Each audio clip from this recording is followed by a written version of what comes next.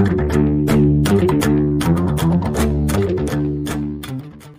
welcome John Willis for this podcast. This is a kind of a podcast where I was always waiting to do. Trust me, he's one of the heroes where every DevOps aspirant thinks about. It's not about the book which he has been part of, the handbook of DevOps or anything. Leave that. He's an amazing personality in terms of the DevOps culture. And he has been preaching about the right way in which DevOps is. And he himself preaches that probably there are more technical people than me, but I'm here to teach you the culture of DevOps. And the fact that the founder of Chef gave him a credit card and told him not to evangelize Chef, but go and evangelize the DevOps. And that really shook me away. And it was like, man, I need to listen to some of these insights from John Willis for sure at any cost. And thanks to John Willis for giving me this podcast, means a lot to me, sir. Yeah, no, great. Just one sort of correction. I was one of the principals at Chef. I was early in, like I was the 8th person there. Not a founder of Chef, but yeah, definitely early. But the founder of the Chef gave you the credit card and he told you, yeah, no, evangelize the DevOps. Got that. I always said that they let me. It was Adam Jacob, who hired me. He was the founder and creator of Chef, and it was the earliest days of DevOps. And I always joked that he must have caught one of those sessions. I said, they just gave me a credit card and said, go out and do this DevOps thing. And it was just great because they were willing to invest in DevOps. And then I had a lot of time to help sort of really build the movement. Sure. I think let's just start with the questions. Like, I'm pretty amazed that every developer has their own insight about this culture, but I want to know why there's nobody coming up with one common solution, or why there's no architecture which says, hey, just follow this, you are going to get the work done. What is it all about when everybody is coming up with their own techniques and own architecture and own approaches in the DevOps culture? Yeah, I would say that there's sort of a curse and a blessing of DevOps, right? And the curse is that there isn't one way. And in fact, a lot of people get very frustrated with DevOps because they come in, they want the prescriptive set of things that you need to do this first, this second, this third, right? And I would say that has been by design. Patrick Dubois, who we consider the sort of godfather, the person who coined this, created the first DevOps days. There's a great presentation of him at DevOps Day Austin. I think it was like 2018 or 2017. I'd have to double check. But he talked about how he sort of curated the movement along the way, and he never really wanted to be this kind of even not even a benevolent dictator. Like he literally just sort of, I would say, sort of kept it in line. And so the curse is people get frustrated that DevOps doesn't sort of, you don't get into it and it's not like a playbook. I mean, again, DevOps handbook is sort of a good, but the blessing is that it's just enough, and it's a great community that can continually contribute their own examples.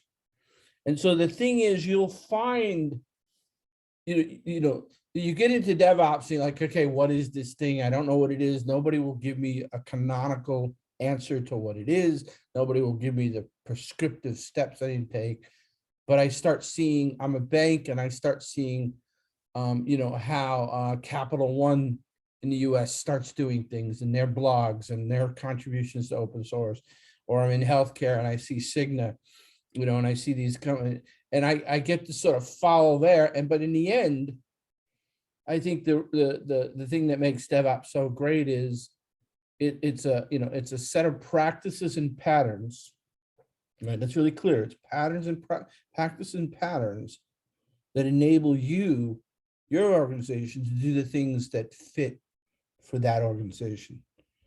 So DevOps, in a sense, is a melding of the things that are unique about your people, the culture in your company, and these patterns and practices, and you put those together, and you get this thing called DevOps.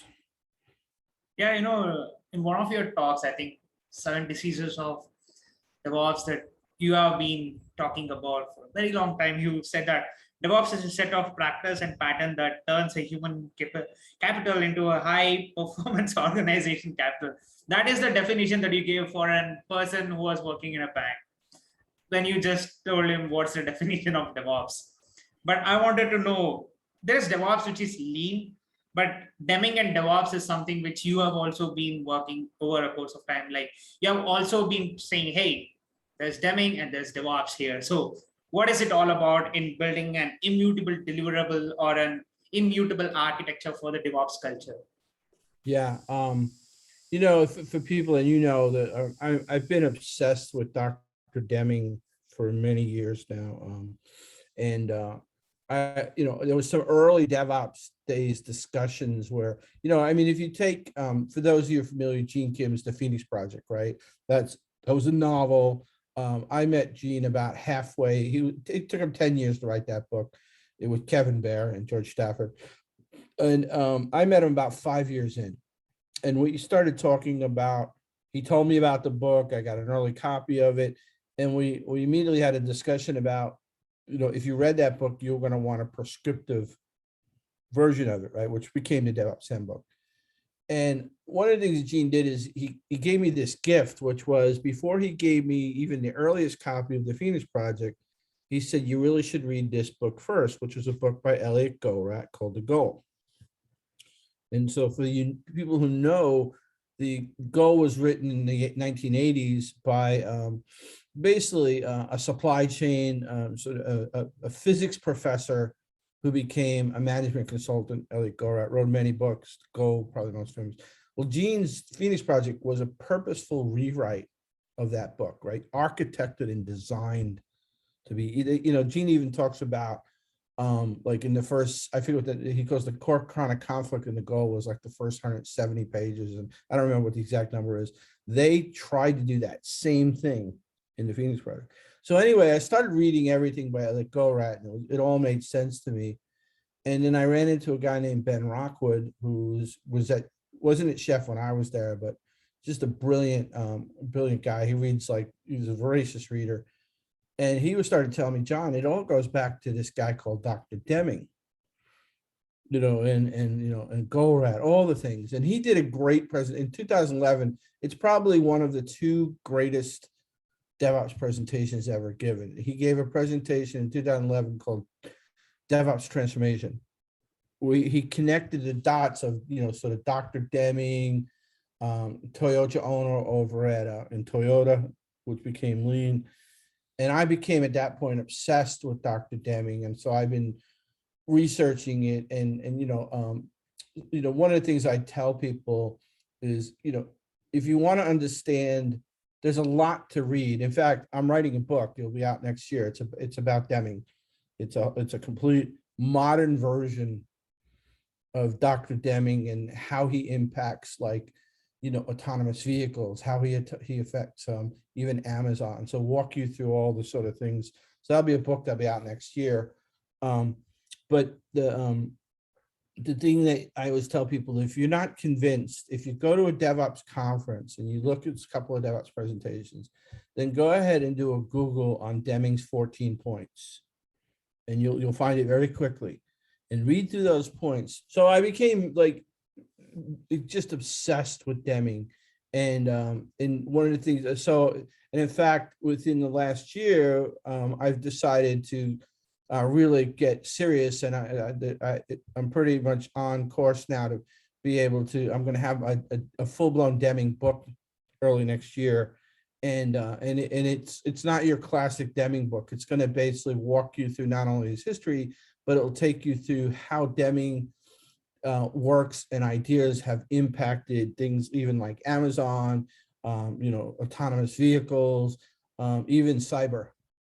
So, but the thing is, what I tell people, if you want to understand why I think Deming, and the point is, anything we look at in the DevOps, what we've accomplished, we can trace that back to Deming. I'm not saying Deming created DevOps, but I can tell you that the principles, that the cultural, the sort of socio-technical principles, and practices and patterns that we want, they're all rooted in a large body of work that Deming created, over 75 years of his life, 80 years of his life. I guess you go back, but 60 or 70 years of work. And the one, if anybody needs a proof, just go ahead and Google Deming's 14 points and read through those, and they just bleed, or just sort of, you see all the DevOps ideas in those 14 points. And that's a 50 or 60-year-old piece of work, so. Yeah, most of the time you even have said that it's very easy to fall in love with tech and the jargons, because you even told that my son is just 14 years old. He can still run a Lambda instance, and he can, I think he's above that, I think probably. But people are loving tech because of the complexity which is beyond it. Like something like, hey, if I learn AWS, there's going to be a DevOps culture that is going to be so true. But DevOps has been a culture which has been evangelized. But I didn't understand, why do we like tech for its complexity? Well, I mean, there's an interesting, right, when you think about the kind of people who really like, if I look at my relatives, right, I have a lot of relatives who be like, oh, that computer stuff, right? Then I think, I don't want to be general. I mean, there are a lot of people in tech that I think they were wired to just love this sort of complex, right? Which is, like probably you or most of the people listen who have written code and love to write code. You probably had that, the first time you wrote your first program and you saw it, and it was so tactile too, right? Because the other thing about programming is I've always loved is that, you have this concept. Imagine before sort of computers having a concept, creating something and getting to see the output of it, right? Like that was hard. Like you had to build a cabinet, or you had to, or manufacture something. We've had this luxury of, I've got this idea that I'd like to do these sort of green dots on the internet that show up when you do, you say a certain word, right? And you get to sort of sit down, even your 14-year-old son, right? You sit down and do it, and like you see it right in front of your face, and then you realize, and then, I mean, I can go on about this. So I don't program as much as I used to, but that idea that you've got all these things in your head and you're sort of connecting the dots, and all of a sudden it's like a Tetris game, right? Where like you move one thing and then all your thoughts align and I got it. This will work. And for me, I'm almost like, where did I get that from? Like you feel like there's sort of magic in there. Like you question, like, how did I even make that leap? So yeah, I think the people who are do sort of tech for a living, not just programming, but solving incidents, and these are very complex constructs. And I think I think most people who are probably listening right now, like it's sort of in your DNA to sort of attack the complex constructs of what all this body of IT gives us, so. Yeah, because most of the time you also talk about immutable delivery, which is literally somewhat dynamic when you think of a bigger organization where there is a lot of commits which is happening on the production system. Probably there is a backlog of this many amount of tasks and things like that. But what is it all about when you are building such kind of an immutable delivery as a system? Yeah, no. So I coined that phrase, and so I'm glad you picked up on a lot of cool things that I've thought about over the years. But originally you had Netflix, and I think it was Martin Fowler who had the Phoenix from the Ashes. But certainly there was a great blog article by Netflix where they talked about building systems in Legos.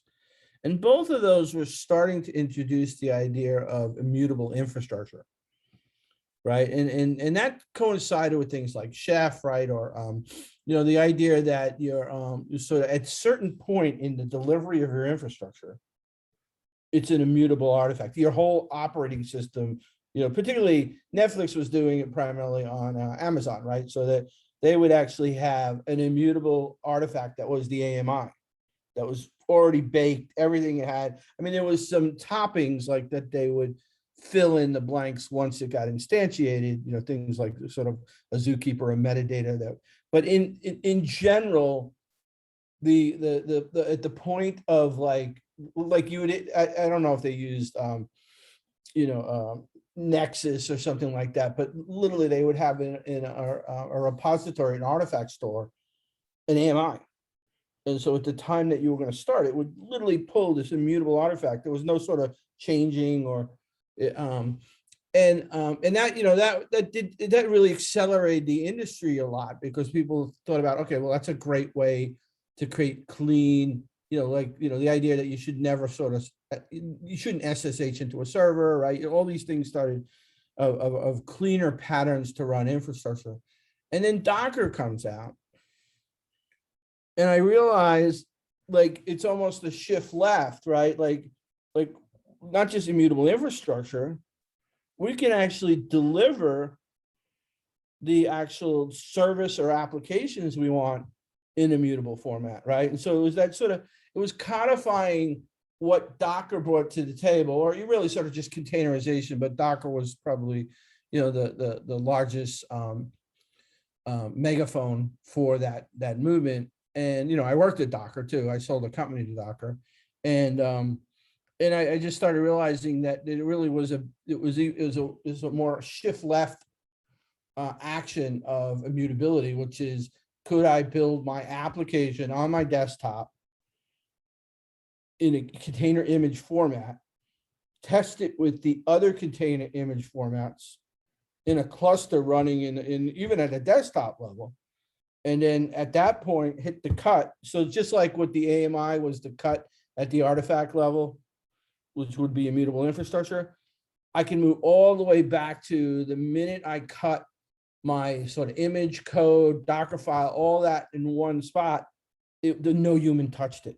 So instead of no human touching it from the time you start the instance and the infrastructure, yes, still do that. But let's go all the way back so that when the developer hits the button of a sort of push, all of the application, the code, the container image, all that stuff is immutable. And I can go on, but there was a Steve Trugat wrote a paper back in 2001, and it was about the difference between congruency and convergence. He talked about sort of convergence, as a convergence was like your chef puppet, and he was working on his own tools at that time, where like you're always converging back to a state, right? But that's how those things work, right? You say, this is what the state I want to look like, and something like a chef or a puppet engine, it wakes up every 30 minutes, 15 minutes, and it says, looks the state of everything. It says, oh, that's not the way it's supposed to be. Let me put it back to that state. That's a convergence model. That works, and it had worked, but it has the problems. The problems are that complexity sneaks in to systems. So even in a convergent model, you're never at a real consistent state. What he talked about is a congruent model, which really didn't exist when he was talking about it, which was the state is just congruent. It just doesn't change. There is no sort of convergence activity. To a certain extent, there's always going to be congruence, and there's never 100% congruency, convergence, and not 100%. There's always going to be convergence. But the point was, if we could create a model state as a congruent model, and again, that, to me, I combine that with Docker, the paper that he wrote, and said, I think this could be well described as immutable delivery. Yeah, that's true. Because most of the time, even when you give a simple example of Toyota, it's just an organization which brought in the organization structure, and it really changed the way in which they were architecting something which is very meager, like just have a fault tolerance, just have some sort of a definition for what can go wrong and things like that. And you even gave an example of needles over the course of time, and even that book also says that, and how they always used to break, and how they used to just break in the production and things like that. But I wanted to know, why are we learning DevOps in the wrong way? Because a lot of time it's an art of DevOps that we are supposed to be demystified, but it's still a critical component that we think about today. So what is it all about when you are Yeah. learning DevOps all about? Because there are core conflicts, there are chronic diseases, as you say. It's like the Yeah. 7 diseases that pop up, and also there are some roadblocks that also pop up when you're building something using DevOps. So Yeah, I mean, there's definitely a bunch of patterns. So my 7 deadly, I just changed it from seven diseases to 7 deadly sins, just given the impact, the world impact of what we went through. I felt it was sort of better to call it sins than diseases. But anyway, but it's the same idea that there are these patterns. And what happened was, after I left Docker, I sold the company Docker and I went independent for a while. And I started getting invited in to do these consulting jobs for CIOs. And part of that was, that John, can you help us understand our organization? And these large banks, large insurance companies. And I would go ahead and I was just go and say, you know what, I know a lot of things that are wrong in companies, these patterns, I knew them in my head. I said, why don't I go in with a clean slate? And ultimately what I was building is what I call a qualitative data analysis approach. And I wanted to go in with this, John, don't walk in there thinking like they're probably doing this, they're probably doing this, they're probably doing this. And then I would interview hundreds of people, and not the leadership, the people who do the work. And I was able to codify. So I had many ideas of things that go wrong, right? Like if you do this long enough, you're like, there's usually this. But what I started seeing is almost a pyramid of problems. Sort of a reverse pyramid of problems that that I started seeing. And I picked 7. It could have been 9. It could have been 4, right? But 7's a cool number, right? So, but I could walk in now to any site and say you don't have sort of a culture of learning. You don't you don't embrace failure. You sort of all those sort of patterns of you sort of handy patterns of DevOps. And one of the things that really got me into security, which was almost by accident, the 7th deadly sin, if you will, is something I called security and compliance theater, which meant that you were doing all these things, but at the end of the day, your audits, your representation of your governance, risk, and compliance was theater.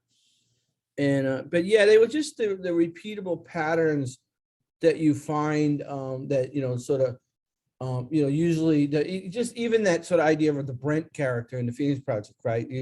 You would as I would go and interview hundreds and hundreds of people, you start to identify 3 or 4 people who are Brents. Every company's got them. They're the kind of people that great-hearted. They want to solve all the problems.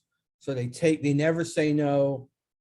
And the way you can identify them is usually you'll be in a room of a bunch of people and some junior person will say, what, I have no idea how we do X, X, Y, Z. And some senior person will, that's easy. You go to Brent, and they're like, yeah, I go to Brent, but he has no time to explain anything to me. And Brent's too busy. He'll yeah, give it to me, I'll do it. Yeah, but can you show me how to do it so I can do it myself next time? I really can't. I'm just too busy. I'll just do it. And it just creates this sort of vortex of non-learning. And so, one of the prescriptions of that is, horizontalize the Brents. I mean, Phoenix Brents had a great story because they used theory of constraints as an example. I mean, I think it's much simpler. It's wherever you have these bottlenecks of learning, attack those to create them as they're horizontal. Just go after, because the real bottlenecks are not the work, no disrespect to the Phoenix Project, the bottlenecks are learning. Because there's a side effect when the young person gets hired. Banks struggle to hire talent, or anybody, because what the top talent coming to university, where are they going these days? They're going to Google, they go to Amazon, they're picking up the cream of the crop, right? So every once in a while, a large bank will get one of those cream of the crop candidates because maybe they have a minor in finance and they could have gone to Google, but they go to a large bank. But then they spend a year in a large bank where they don't learn anything because they're constantly trying. Every time they want to, do something, just give it to, the mythical Brent, and they go, hey, Brent, I really want to learn this, because they're brilliant young people, right? They want to look, and all they get back is like, just give it to me. I really don't have time. And after a year, what do? They're like, you know what? I tried. I'm going to Google. Right. So like, there's so many negative side effects. And to which the biggest is, one of the things my coworker, my boss, my good dear friend, Andrew Clay Schaefer, in fact, the second greatest DevOps presentation, the first or second, I think they're tied for first. Second greatest presentation is Andrew Clay Schaefer's There Is No Talent Shortage. And he has this great saying. He says, you're either a learning organization or you're losing to one who is. Right. And that's the question you have to ask yourself. We want to, like, the tech is great. Like, we can do all the great things to tech. The question that when I go back to the CIO and I walk through the 7 patterns and we go through sort of examples of all these things, misalignments of work and, the sort of the Brents, the bottlenecks, the question that lays on the table, have you created an environment?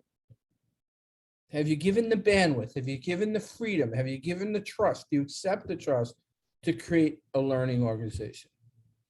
And I'll give one example. Like, I hear a lot of people say, I went to this job, I got a senior position, they paid me a lot of money. And then anytime I ask to go to a conference or a training, they say, why do you need it? You're a senior person.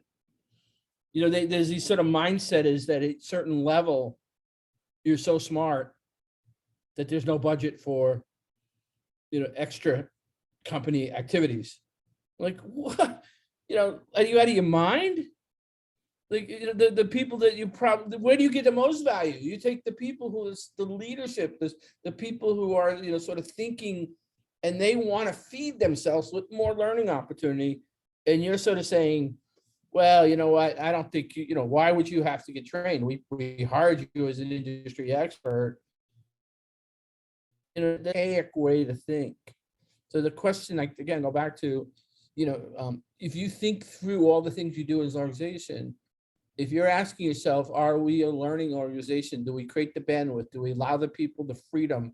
Do we give them some percentage time to figure out things? Do we give them the trust? Like, if I'm a senior leadership and I say I need to go to this conference to learn some stuff, you're like, okay, here, here's the credit card. It's not like, well, really, do you need to learn that at your level? Oh, man, like, you paid me all this money. Trust me that I'm not going to waste your money. I'm not going to waste my time. I'm too busy. If I need to go to the conference, just say yes. So, yeah.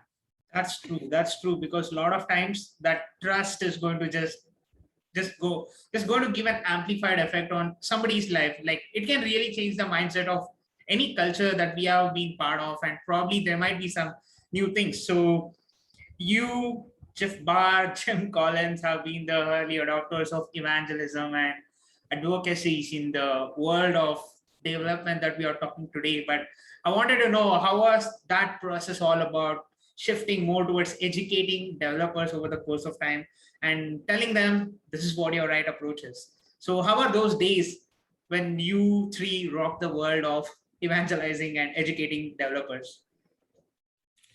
Yeah, I think, again, if we look at some of the, we talked about Deming, right? One of the things that was really interesting about Deming, which was, and I've been doing an incredible amount of research on this, which is like, I find all these like really interesting stories for the book I'm writing. But during World War II, the Japanese scientists and engineers and all that, they were bearing the brunt of the war. And this is just a general air war.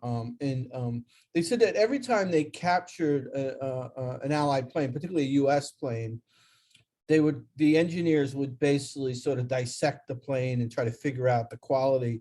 And there was a quote in a book called The Reckoning by David Habelstein, where he says that those engineers were sickened by the gap in quality, right? Like, they would literally were sickened, like, by when they see these things, they were like, oh my God, we are so far behind the quality. And what people don't know is Deming was involved in a lot of that sort of during war quality initiative, right? And so then the war is over, and General MacArthur is sort of the governor in chief of Japan during the sort of Allied occupation, and he volunteers Dr. Deming to come over there to fix things. And so you got all these Japanese, engineers to scientists that knew the quality was amazing and that they didn't know this stuff. And then they're given this gift of like the country just beat us partially because the quality of their military equipment. They're going to give us the person who taught America to build that quality. In fact, there's another quote in a Dr. Duran book where he says, Deming took the same class that he was giving during the war on quality control. And when he went over to Japan, he literally took that same exact class, didn't change it, and started teaching it. And so the Japanese were like, wow, we know what the quality is, and you're going to now teach us. Now, but the focus now was not on military. The Japanese have realized, like, we're done. We're not doing the military thing anymore. But it was all about industrialization. And so all of that just became part of what has been called the sort of miracle in Japan, right? So from where 1950 to almost 1960, they arise to be a world economic power. And out of that, you get Toyota. And with Toyota, you have all this like great quality and initiative that's been bled in throughout all Japan. Like the best TVs are being created by the 1970s, right? There's nobody in the United States that you don't own an American-made TV. Like you just don't, right? Like, so Toyota. But then the thing is Deming doesn't get all the credit because there was that sort of culture, work ethic. It was intrinsic natured people that felt if you asked somebody at Toyota what they did, they wouldn't say, I do the brakes. They wouldn't say, I do the tires or I do the axles. They'd say, I build cars. Right. And so you combine that with the quality control initiatives that Deming brought into there, taught pretty much most of the nation. There was a point at which Deming was giving a seminar where like 80% of the wealth of Japan was in this seminar. And he told them, if you follow my methods in 5 years, you'll be a world economic power, And then you take the Toyota and Toyojo Ono, who was a brilliant man, and he really understood from what he learned from Ford. I mean, they studied Ford. He took, what the culture of Japan had to offer, and how do you create a company where everybody's sort of intrinsically motivated. And I can go on, unions in Japan were basically by company. So in America, like if you had a strike, the auto workers would strike or whatever, like it would be all auto workers across all companies. The gamification, if you will, in Japan was if Toyota struck, then Nissan would benefit, right? Because it was unions were by company. So there's just a lot of things, but ultimately the long-winded answer is in America, mostly in America, around the world, but certainly academia in the 80s started picking up on what Japan was doing. I think it was John Krackaft who coined lean. He said what they're doing there is what America would call lean. And because they were literally looking at like the principles. Some of those principles came from Deming, some of them came from the culture, the sort of tsunami culture of Japan, this island culture that never had a lot of resources. So they were really big on waste, right? All that becomes lean manufacturing. And then, I always think a person who doesn't get near as much credit in the influence of what we have today is Mary Poppendieck. So Mary Poppendieck is the first one to do sort of a translation of lean manufacturing to lean software development. That's brilliant. Like that leap. I mean, it probably would have happened without her, but she writes the canonical book called Lean Software Development. At that point, nobody's really put anything on canonical on paper about, how these principles of manufacturing that came from Toyota, ultimately parts of them came from Deming, could be applied to software development. And that, and at the same time, you have got Agile going on and all this stuff, the Agile Manifesto. But the point being, that groundwork she laid by saying, that we can use this body of work. And just to go back to Deming, one of the things that Deming was, Deming took, in his early days, he learned something from a guy named Dr. Schuett, which is the core of quality control. And people say, was he just an imitation of Schuett or not? The difference was Schuett, almost throughout his life, basically created a model for manufacturing. What Deming did is he saw that where he would apply that to, agriculture. He would apply it to geometrics, the jury selection. He would apply it to literally anything. And so, like that opens up, you start seeing all these sort of cross paths happening, lean software development, Agile being sort of pulled from a lot of things that sort of come from lean, but then from other ideas of how to develop software. Then we've got DevOps, right? Sort of umbrelling all that. And again, at the end of the day, there are these social technical constructs, right? Part of them are pure technical. I mean, we could start a DevOps conversation and go on for hours where we're just talking about, pipelines and GitOps and, very technical stuff. And nobody would accuse us of having a non-DevOps conversation. I could turn around and have a conversation where I talk about, how do we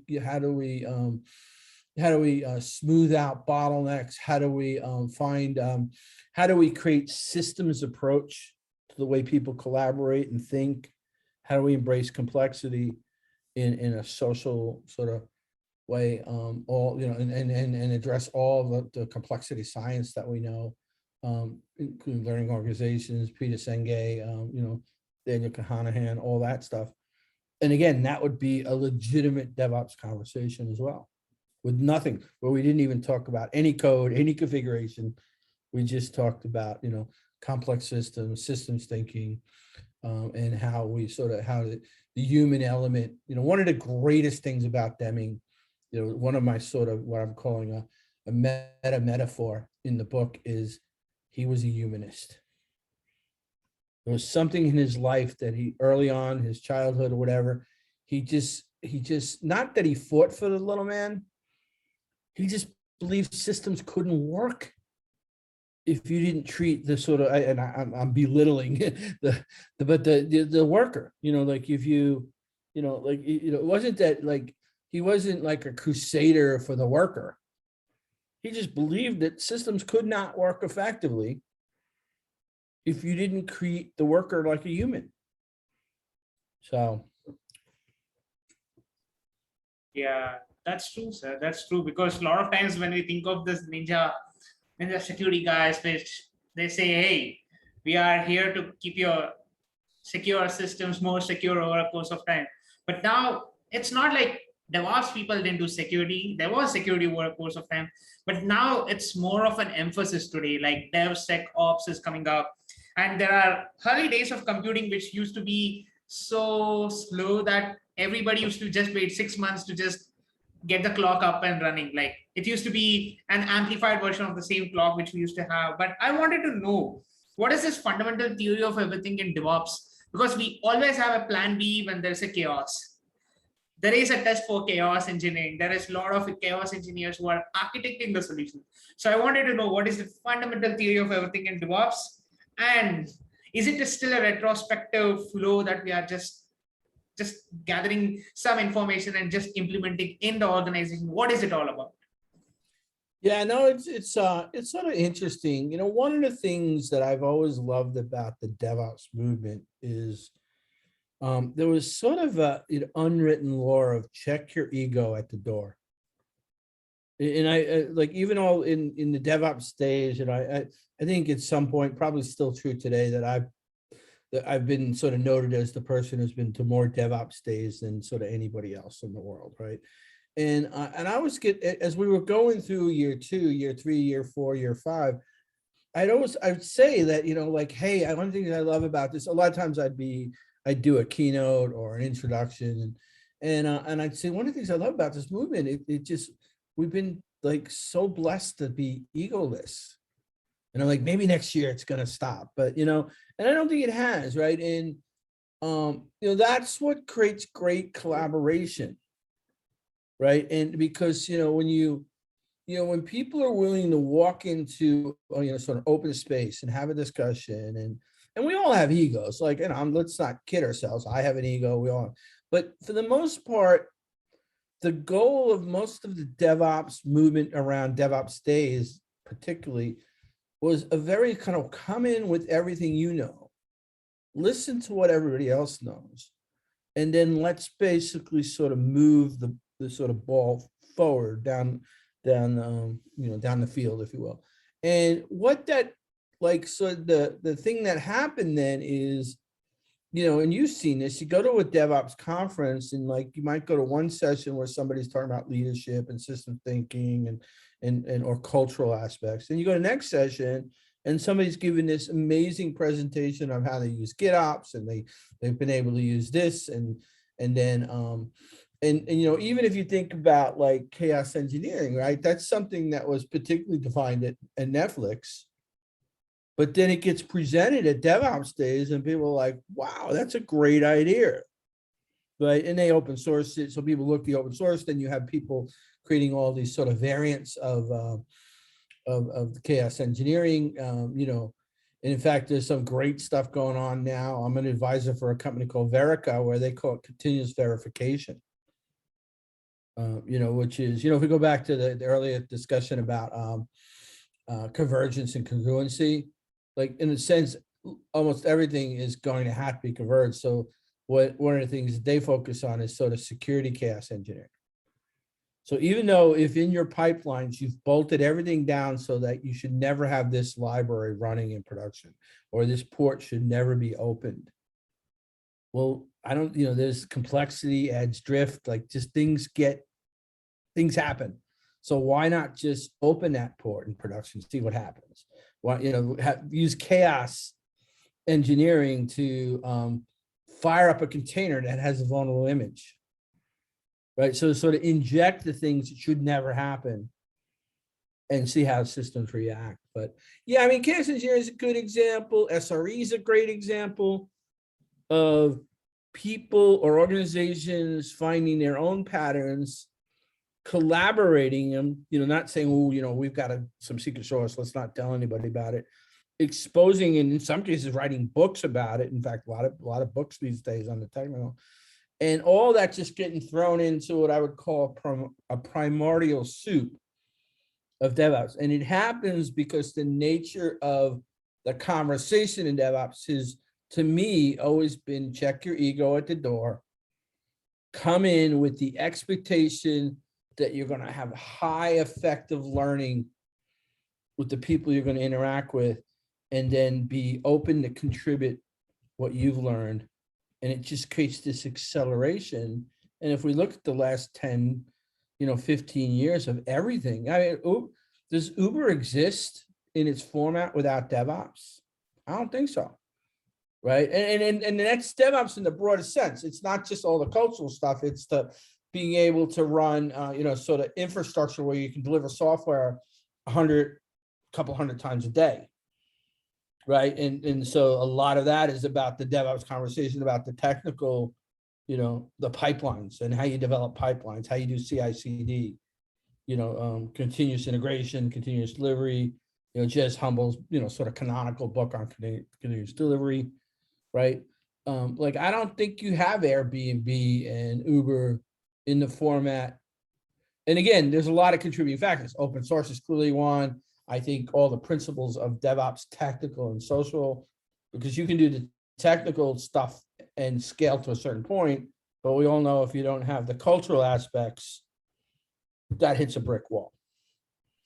Yeah. So again, I think this last 10 years, in fact, the original byline of the IT revolution, sort of the whole body of work that comes out of Gene's organization, we originally tagged it as the Cambrian explosion. that like that it's like what happened a billion years ago, whatever, that sort of created this life form was a Cambrian explosion. Like we believe, I believe that in 30, 40, 50 years from now, people are going to look back at this sort of period from somewhere like 2000 and early 2000s to 2020-ish or something like that, and say there was this incredible acceleration of technology and all these things that that you sort of look back, I think in 30, 40 years ago, they'll say that seemed to be a pocket that accelerated so many things. Like Amazon's going to be a great case, just like Toyota sort of number one case study for most things today. I think people will look at Amazon, I mean, they already are, and say, like to say, how did they sort of decimate everybody else in everything? Grocery stores, IT infrastructure, like whatever, clothing, prescription medicine. Like they've become this, the Toyota of the 21st century, basically.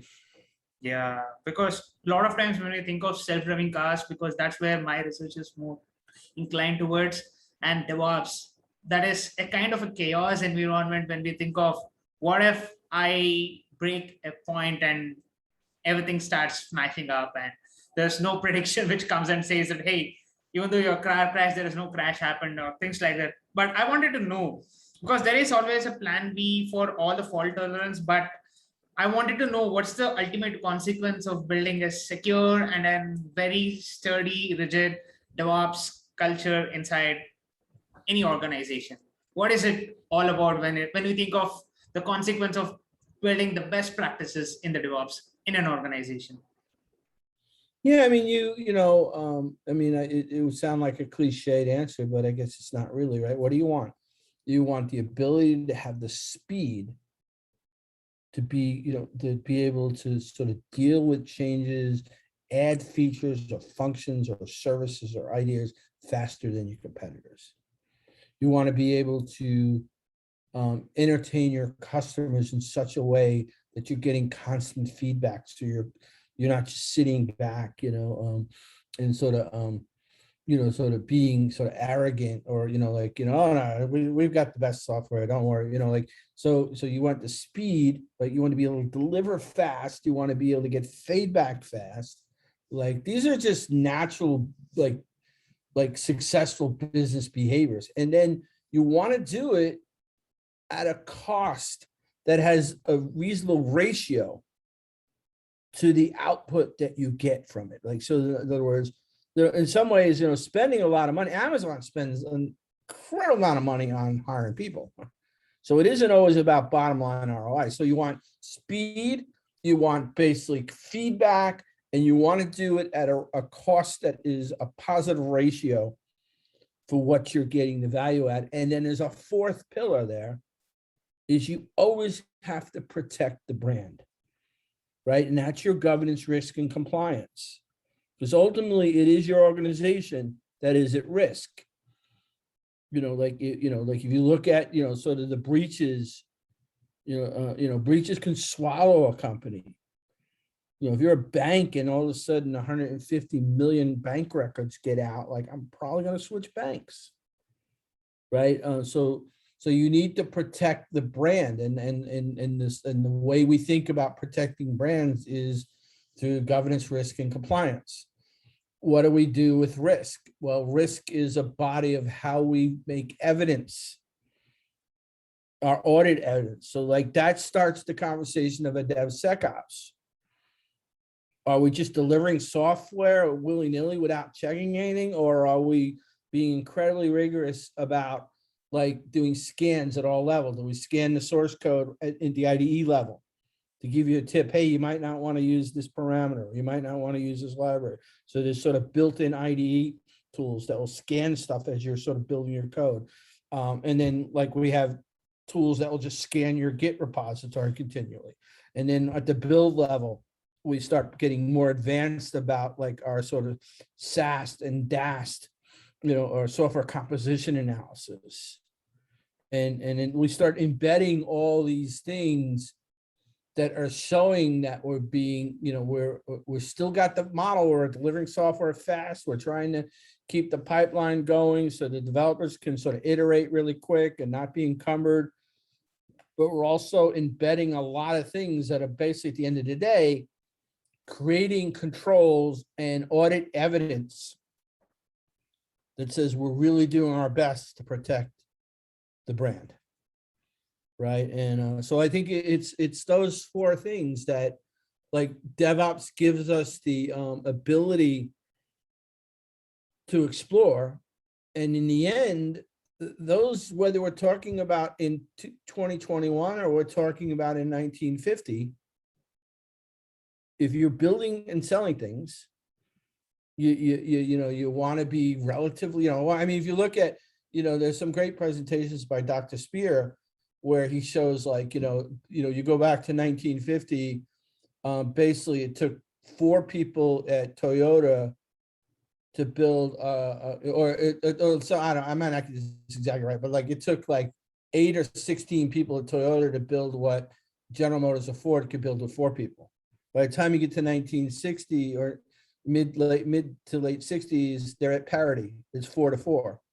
By the time you get to 70s, it's now flipped. It's 4 people in GM or Ford to build a car, and it's 2 people to build the same car at Toyota. And another thing that starts happening is Toyota starts doubling they're shortening by half the amount of time to deliver a new brand. So not only are they now gone from like complete like chaos, 16 to 4 to parity, to in the 70s, it's taking, two engineers, 2 delivery engineers to every 4 in the US, and Japan is basically coming out with a new model in half the time that American car makers are doing, right? That's that sort of speed ratio, but you don't get that without the feedback. We learn, another great book, if, it sounds like you've actually a reasonably good student of mine, because you've all these kind of things you brought up was very flattering. But so then, hopefully, if you haven't, Mike Rother's Toyota Kata, it's just an amazing book where he goes and he talks about what he learned from Toyota, and they nail the feedback. It's in their DNA, they're like scientific method. Rother calls it improvement kata, a kata, for improvement. There's this sort of form that if you do it over and over, like kabuki theater or judo, like if you just do it over and over, you just start improving the form. They had that, so they had that's what enabled them to go from 16 to 4 to 4 to 4, to America 4 and Japan 2, and then doubling the shortening the time in half of what it takes America. And then the story goes on and on. I mean, there's a good book called Toyota's Supply Chain where they compare the Volt, GM Volt, to the Prius, and it's just comical how like the comparison of what it cost in people, time, materials to build the Prius, and then how versus the Volt, and then how successful the Prius was after it was built compared to the Volt. So and again, we don't see as much in the lean conversation of what we sort of try to understand now in DevSecOps, which is sort of what I would call brand protection at the end of the day, right? Which is your GRC. But it was there, right? It was, there was, that whole sort of, sort of respect level. It played into their quality. They didn't want to, like there was sort of this thing that, like, even if you swept the floors at Toyota, you felt that you were responsible for the quality of a car that your neighbor. Steve Spear once said that, the real sort of what the pull system really was that the idea that people at Toyota knew that one of their neighbors might, or their mother or their brother or their neighbor might buy a car that they worked on, would actually cost them 70% of their yearly salary to buy that car. And whether you swept the floor, did the brakes, did the axles, whatever, it was your responsibility to make sure that your neighbor, your brother, your uncle, your mother who bought that car had a quality car. Yeah, when you talked about the judo and the things like that, I remember the talk which you gave on TDD and the BDD. Have we really brought any change over a course of time? And what are the consequences of it? Because a lot of times when we think of the development, you also talk about variability. There has to be something which is variable, and you also need to break things up, just try putting it down. That's what you told about. Let's just open those ports in the production and let's break it, the chaos engineering part. But I wanted to understand, like, what are the consequences of all these techniques that we are talking today? And right now, what is it all about? Last question. Yeah, no problem. And I think that's another thing I like about the Toyota supply chain. They talk about the 4 V's of learning. And we don't do enough of this conversation. I try to inject it periodically, but there's some beauty in the 4 V's of learning. It's a velocity, variability. So it's variability, variety, velocity, and visibility. So the 4. The 2 that get really interesting is, not that visibility isn't interesting, but and velocity is sort of like easily understood, right? We've talked a lot about that. But variability, let's start with variability. Variability is sort of more of an economic choice of, sort of balancing the risk versus the things you do, like speed versus sort of risk is one of those variability. It's sort of an economic balance where you get the art of understanding, what creating variability. It should always be sort of bounded by the economic risk, or any sort of, not just any form of risk around that variability, right? And this is a much longer conversation, but it means that it's not just variability, variety. I'm sorry, variety is the sort of construct to balance the economics versus the choices that you make for speed. And then variability, is the pure art of what comes out of Shewhart that Deming was a big proponent of, which is understanding primarily statistical process control, special and common cause variation. Again, there's just so much here that we got like a minute left. To understand Deming's work is all of the sort of quality contracts called analytical statistics around understanding the variation. And then the positive, the negative, the sort of understanding the variant, how variation sort of looks, whether it's anomalous or it's sort of pattern based.